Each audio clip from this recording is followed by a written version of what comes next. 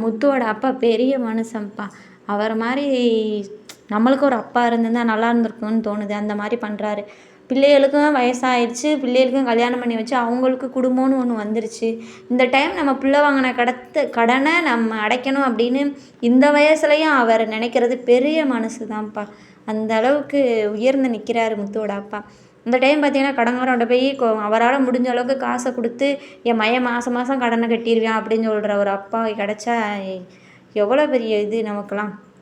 அப்படிதாங்க கடன்காரன வீட்டோட கூட்டிட்டு முத்துவோட அப்பா வீட்டுக்கு வந்துறாருங்க. அப்ப நடந்த விஷயத்த எல்லாத்தையும் அந்த கடன் வாங்குனவரு சொல்லிட்டு இருக்காரு. இந்த மாரி அப்பா எனக்கும் கிடைச்சிருந்தா நல்லா இருந்திருக்கும். அவருக்காக உங்களுக்கு வட்டியே இல்லாம அசல மட்டும் கட்டுங்க. மாசம் மாசம் ரூ. 1,00,000 கட்டிருங்க அப்படின்னு சொல்லிட்டு ஒரு பத்திரத்துல கையெழுத்து வாங்கிட்டு, அவர் போட்டு கொடுத்த பத்திரத்த கிழிச்சிட்டு அங்கருந்து அவர் போயிறாருங்க. முத்து வந்து ரொம்ப நன்றிங்கன்னு சொல்லி அனுப்பிச்சு வச்சுறாங்க.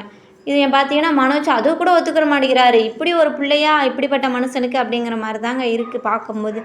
அப்பா நீங்க இனிமே கஷ்டமே படாதீங்கப்பா. இவன் பட்ட கஷ்டத்துக்குலாம் நீங்க ஏன்ப்பா இது பண்ணணும்? இனிமே நீங்க சந்தோஷமா தான்ப்பா இருக்கணும். நீங்க இல்லைன்னா அம்மா என்ன ஆவாங்கன்னு நேத்து தான்ப்பா எனக்கு தெரிஞ்சுச்சுன்னு சொல்லி முத்துவும் எமோஷனலா பேசுறாருங்க. அதே டைம் பார்த்தீங்கன்னா, மனோஜுக்கு நம்மளவே மொத்த கடனையும் கட்ட சொல்லிட்டாங்களே! சொத்து கிடைக்காம போச்சேங்கிற கவலை வேற.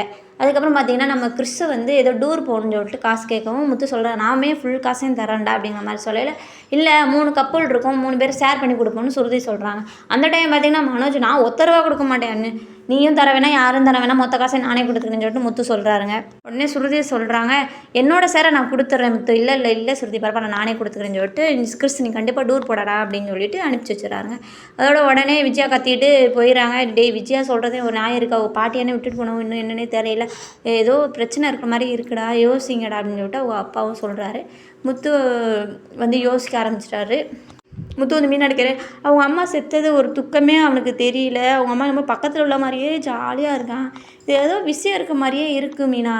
கொஞ்சம் விசாரிக்கணும் அப்படின்னு சொல்லிட்டு முத்துக்கும் சந்தேகம் வந்துச்சு. மீனாவுக்கு இங்க உண்மைய கண்டுபிடிச்சிருவாங்கிற ஒரு பயமும் வந்துருச்சு. சீரியல் நடக்குது. நாளைக்கு பார்க்கலாம்.